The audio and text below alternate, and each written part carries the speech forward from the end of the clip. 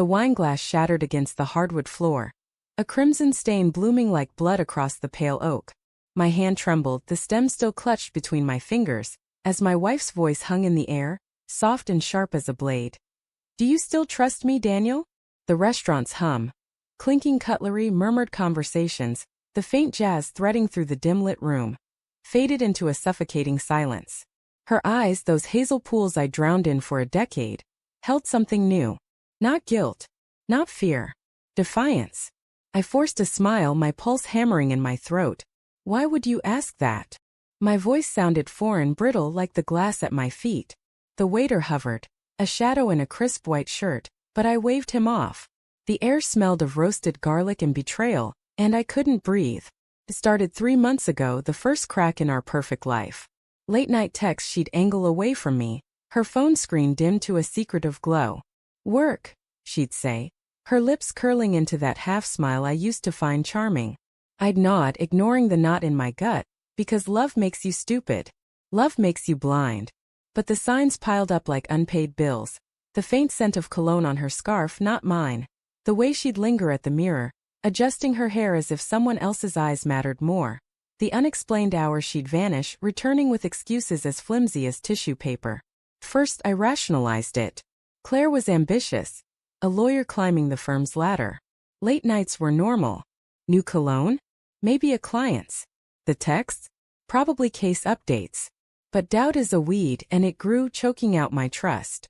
I'd lie awake, her soft breathing beside me, wondering if the woman I married was still mine.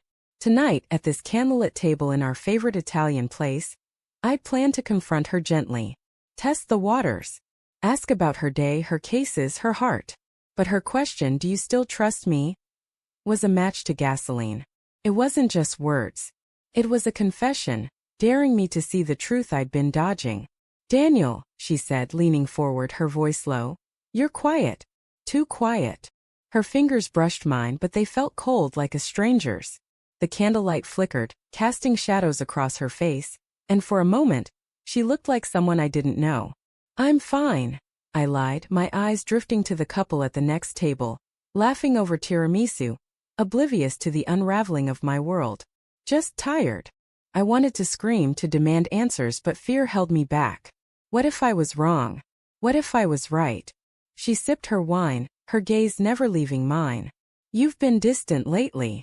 Checking my phone when you think I'm not looking. Asking where I've been." It's suffocating. The accusation stung, but it wasn't wrong. I'd become a detective in my own marriage, piecing together clues I didn't want to find. "Can you blame me?" I said, my voice sharper than intended.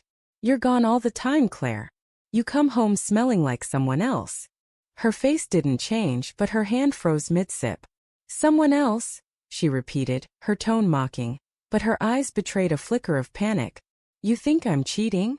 The word landed like a punch. I hadn't said it, not out loud, but there it was, raw and ugly between us. The restaurant's warmth turned stifling, the air thick with rosemary and regret. I leaned in, my voice barely a whisper. "Are you?" She set her glass down, deliberate, controlled. "You're paranoid, Daniel. You always have been." But her fingers twitched, betraying her calm. I knew that tick, the one she got when cornered in an argument. She was lying. Or was she? My mind spun, doubt and anger tangling like wires. "Then why ask if I trust you?" I pressed, my heart pounding so hard I thought it might crack my ribs. "Why now, Claire? What's changed?" She looked away, her gaze settling on the window, where rain streaked the glass like tears. "Nothing's changed," she said, but her voice was too soft, too fragile. I need to know you're still with me." I wanted to believe her. God, I wanted to. But then I saw it, the faint outline of a bracelet under her sleeve, one I'd never seen before. Gold, delicate, with a small charm glinting in the candlelight. Not my gift. Not our anniversary. Not hers, not really. "Who gave you that?" I asked, my voice low, dangerous. Her hand jerked back, tugging the sleeve down. "What?" "The bracelet, Claire. It's not mine." For a moment she was silent, her lips parted as if searching for words that wouldn't come. Then she laughed, a brittle, hollow sound. "It's from my sister. A birthday gift." "You're being ridiculous." But I wasn't. I knew her sister's taste, chunky silver, not delicate gold. My stomach churned, bile rising in my throat. Show me, I said, my voice steady despite the storm inside me. Show me the bracelet. Her eyes widened just a fraction, but enough to confirm it. She didn't move, didn't speak. The silence was deafening, louder than the jazz, louder than my heartbeat. And then, like a dam breaking, she whispered, I didn't want you to find out like this. The world tilted. My chest tightened, and I gripped the table to keep from falling. Find out what? I asked, though I already knew. I'd known for weeks, maybe months, but I'd clung to denial like a life raft. His name is Mark, she said, her voice barely audible. He's a partner at the firm. It's not what you think, Daniel. It's not just. Stop. I cut her off, my voice shaking. Don't you dare justify it. The restaurant spun, the faces blurring into a haze of strangers. I saw us 10 years ago laughing over cheap pizza, promising forever. I saw her last week slipping her phone under her pillow. I saw myself fooling myself into believing we were fine. Daniel, please, she said, reaching for me, but I pulled back, the chair scraping against the floor. I love you. I didn't mean for this to happen. Love.